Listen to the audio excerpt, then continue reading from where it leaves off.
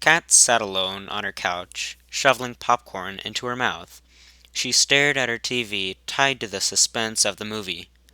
The sky darkened as the sun approached the horizon, hidden beneath the ocean of trees her house lay among. One lone tree stood in the center of the yard, visible through the living room window. A menacing presence filled the area yet to make itself known. Kat was glued to her movie, but still able to catch a glimpse of the black object aimed at her door. Kat jumped, startled by the unexpected disturbance, spilling the popcorn. "What the hell?" she whimpered, approaching the door. The knob was cold in her hand. Her heart pounded in her chest. The hinges squeaked as the door creaked open. A rush of cold air washed Kat's face as her eyes scanned the dim yard. Nothing could be seen. Nothing made a sound.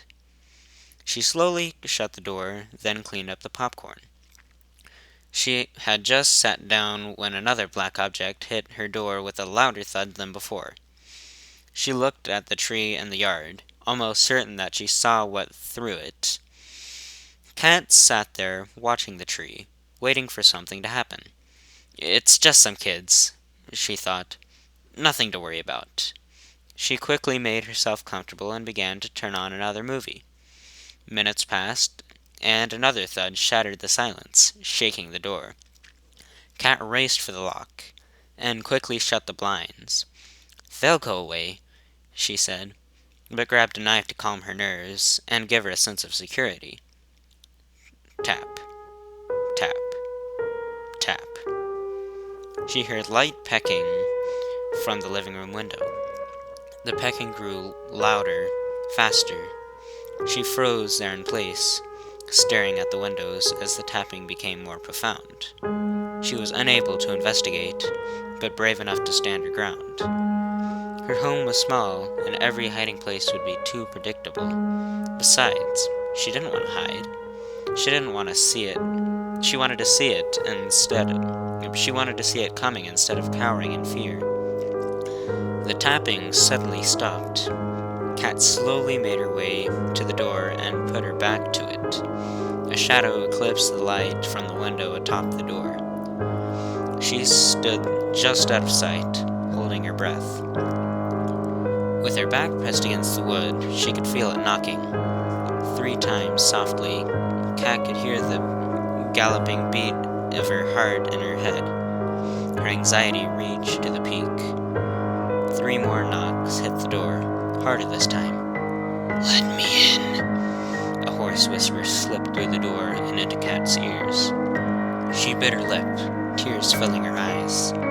Another 3 knocks erupted, furious now. "Let me in." The knocking didn't cease. It grew harder as the voice grew louder. "Let me in! Let me in! Let me in!" The knocking grew so fierce it could have shattered the door. Tears leaked from her eyes. "What do I do?" she thought. "Should I open the door?" The knocking was more than she could bear. "I know you're in there, Kat," it said. Her stomach twisted, her breath caught in her throat, and tears now streaming down her face. "Go away!" she shouted finally. "Let me in!" it screamed in response. "Leave me alone!" she cried. The voice and the knocking echoed in her head, making her more nauseous than before. Reaching for the lock hesitantly, she sucked up her tears and held her breath, unlocking the door and throwing it open. Nothing was there. The tree stood in the yard, unmoving. No wind. Nothing. She shut the door, shaking in fear. With a click of the lock, the room grew cold. Goosebumps covered her skin. "Thank you for letting me in," a voice whispered back to her.